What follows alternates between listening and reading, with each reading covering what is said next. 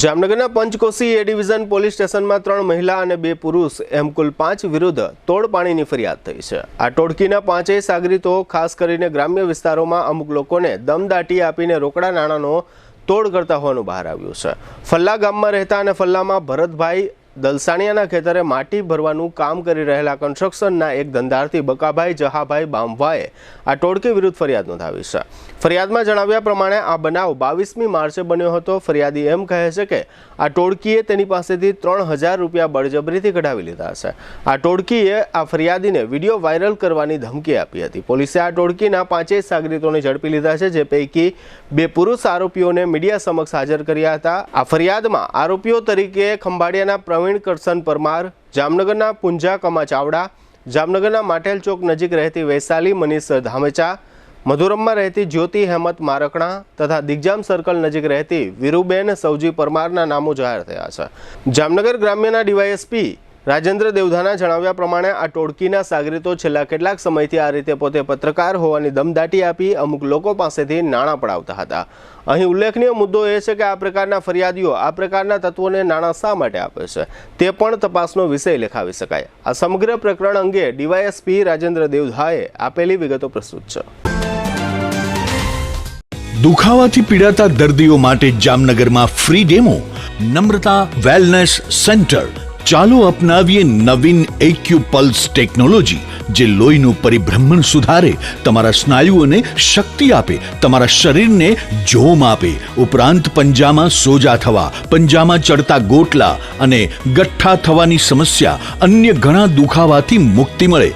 લોહી પરિભ્રમણથી થતા આ રહ્યા સુધારા અને ફાયદાઓ। કોષની વૃદ્ધિ અને અંગની કામગીરીમાં સુધારો, ત્વચાને વધારે સ્વસ્થ બનાવે, ત્વચાની રોગ પ્રતિકારકતા વધારે, ઓક્સિજનથી સમૃદ્ધ લોહી સ્નાયુઓને આપે, હૃદયની સ્થિતિમાં સુધારો કરે, હાઈ બ્લડ પ્રેશરની સ્થિતિમાં સુધારો કરે, મગજની કામગીરીમાં સુધારો કરે, શરીરમાં જોમ અને શક્તિ વધારે। નબળા રક્ત પરિભ્રમણને પરિણામે અનેક દર્દો આવે છે, જેવા કે ગઠ્ઠા થવા, સોજો ચડવો, તાણ, પગના તળિયામાં જણજણાટી, સાંધાનો લાંબા સમય સુધી દુખાવો, સ્નાયુઓ ખેંચાવા, ગોટલામાં દુખાવો।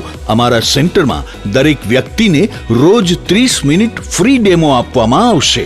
આ સેન્ટરમાં ફ્રી ડેમોનો લાભ લઈ દુખાવાના દર્દથી મુક્તિ મેળવો। Namrata wellness centre, branch 1 Patel colony, શેરી નંબર 2, બેંક ઓફ બરોડાની બાજુમાં, જામનગર। બ્રાન્ચ 2 જડેશ્વર રેસિડેન્સી, જડેશ્વર મંદિર પાસે, એમ્યુઝમેન્ટ પાર્કની સામે, મેહુલનગર, જામનગર। બ્રાન્ચ 3 ડોક્ટર ડાંગરની હોસ્પિટલ પાસે, ઓસવાડ કોલોની, શેરી number 1, Sumer club road, jolly bungalow પાસે, જામનગર।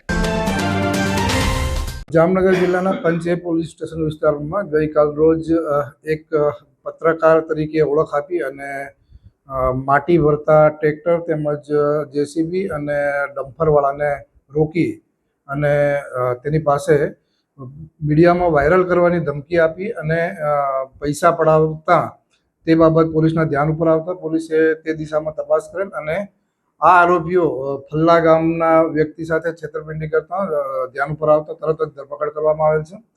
તેમાં પ્રવીણભાઈ કરશનભાઈ પરમાર, જે જામ ખંભાળિયાના છે ઓલરેડી, પરંતુ તેને પૂછપરછ કરતા તેને પોતે આંબેડકર દર્પણ ન્યૂઝ નામની પોતાની સાપ્તાહિક ચલાવે છે તેવી હકીકત પ્રાથમિક દ્રષ્ટિએ જણાયેલ છે।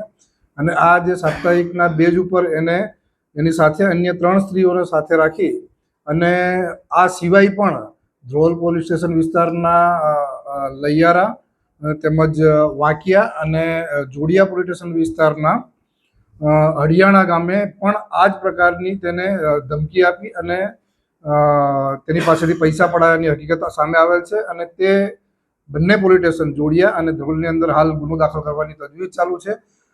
આની અંદર અન્ય પણ વ્યક્તિઓ હોવાની હકીકત છે, તે દિશામાં હાલ પોલીસ તપાસ કરી રહી છે।